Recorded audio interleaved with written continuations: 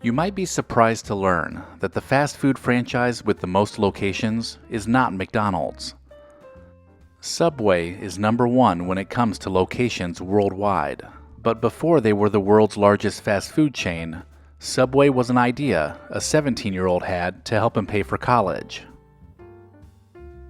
In 1965, Dr. Peter Buck, a nuclear physicist, offered to partner with a college freshman named Fred DeLuca to open a submarine sandwich shop to help him pay for tuition. Dr. Buck provided the initial investment of $1,000, and DeLuca spent the money on a sandwich cafe in Bridgeport, Connecticut, that he named Pete's Super Submarines, naming the sub shop after Dr. Peter Buck.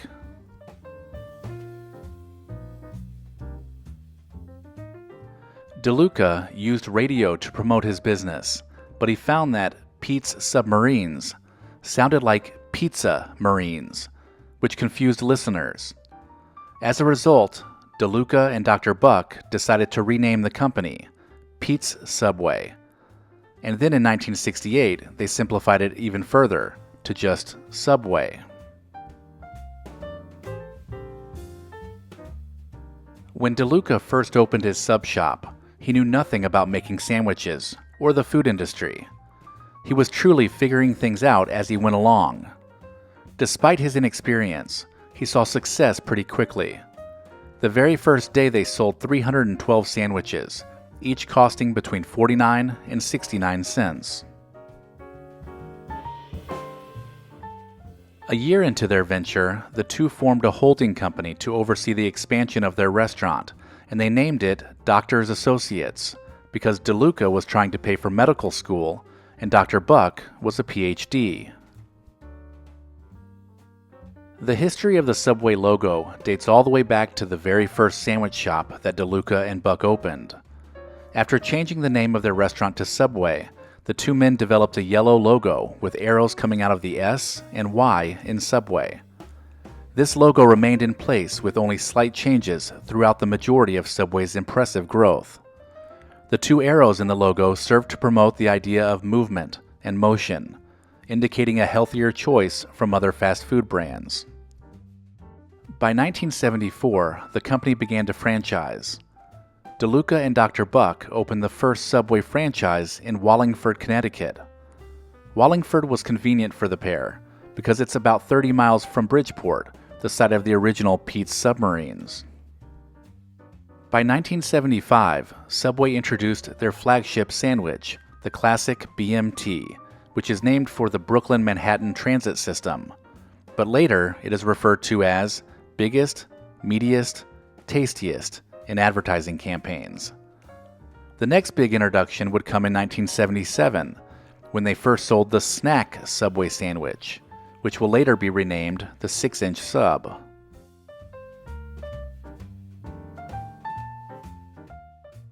Within just a few years, Subway began to see incredible success. Franchises spread across the country, with the very first Subway on the West Coast opening in Fresno, California in 1978. The decor inside Subway restaurants would get an addition in 1980, when stores added murals of the New York City Transit map on their walls. This began in just one store in Ithaca, New York, and then spread to the other locations.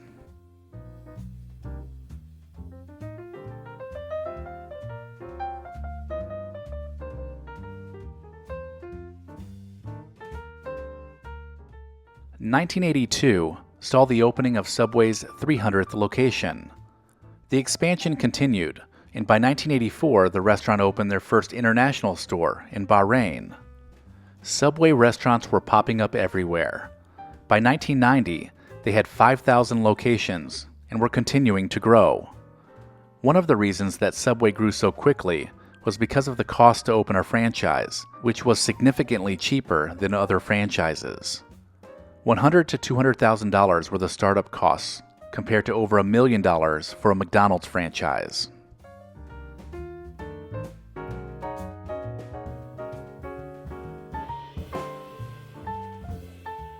Throughout the 1990s and the early 2000s, Health became more of a priority for many Americans, so Subway marketed itself as the healthier alternative.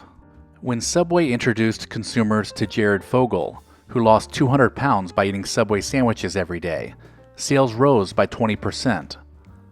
Then when the recession of 2008 began, Subway responded with their $5 footlong campaign, which boosted sales once again.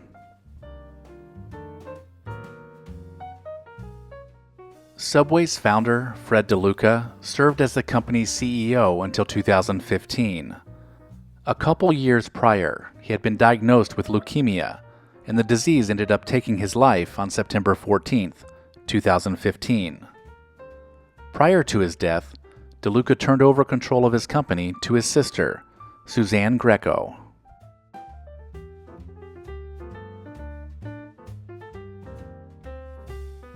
The decades of success and seemingly doing everything right would come to a halt in 2015. Jared Fogle, the former face of the company, pleaded guilty to child sex crimes, and he was sentenced to nearly 16 years in prison. Then, the ubiquity of Subway locations began to hinder their success.